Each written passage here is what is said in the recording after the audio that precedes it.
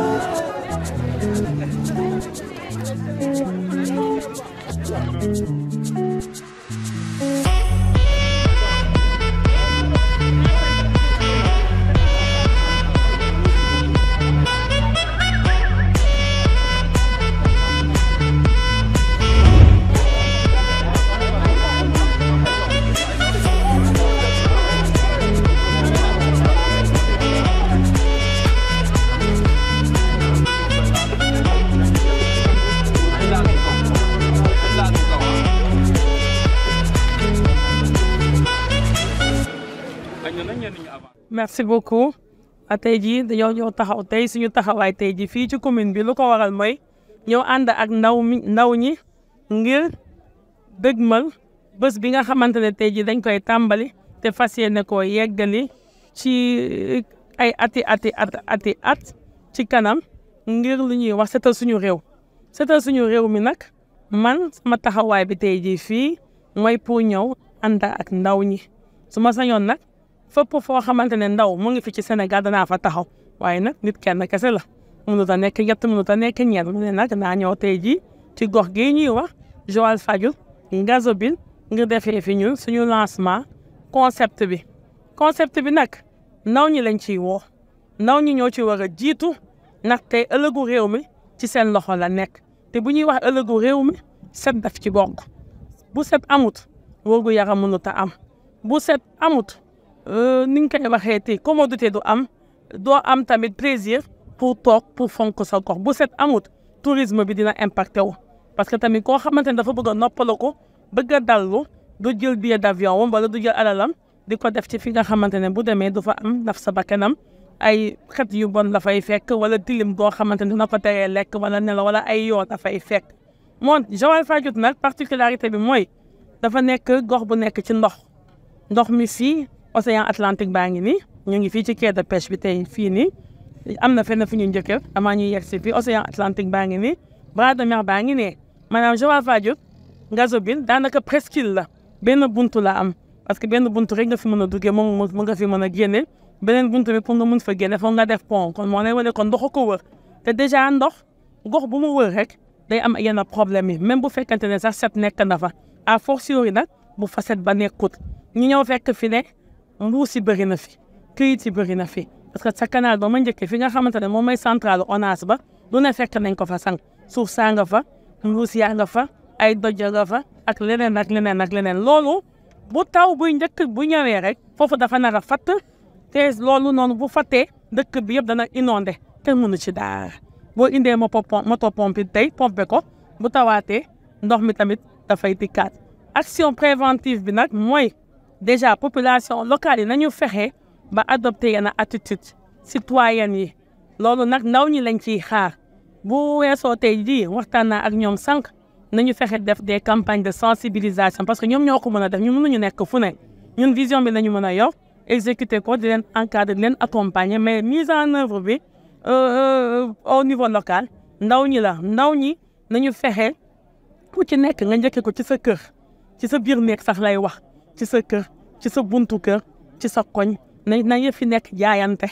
na nekk jaayante def fexe am des quartiers sans déchets plastiques déjà fexe xale yi mag ñi ak ku mu munti doon ku ci téye li nga xamante ne boo ko sànnee ci suuf mun na indi gàllankoor wala mun na fatt dara foo xamante ne ndoxu taw bu ñëwee dafay dem nga bañ ko sànni ci suuf boo gisul tamit mbalit boo ko dugal nga dugal ko ci sa biir poos yaa xam nag sa saak wala sa gafaga loo téere yëm ko fa dugal nga bàyyi ko fa waaw bu loolu weesoo itamit li nga xamante ne autorité locale yi wala autorité centrale war nañ leen ci mën a accompagner ñun nous sommes ouverts suñu numéro de téléphone yi tëjuwut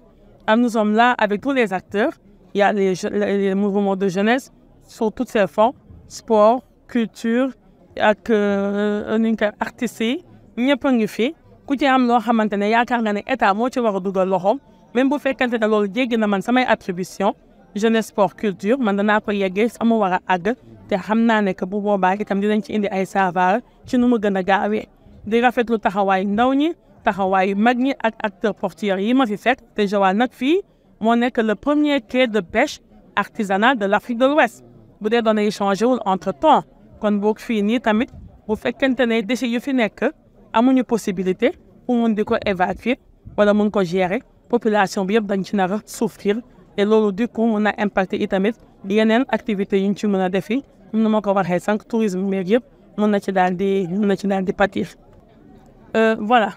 merci beaucoup. Je suis là aujourd'hui dans le cadre du lancement du concept Setal Sa Réew.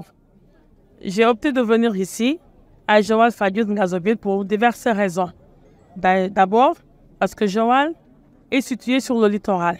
Il y a l'océan Atlantique, il y a aussi le bras de mer. Et Joal est situé au niveau d'une zone d'eau. Et les zones d'eau, communément,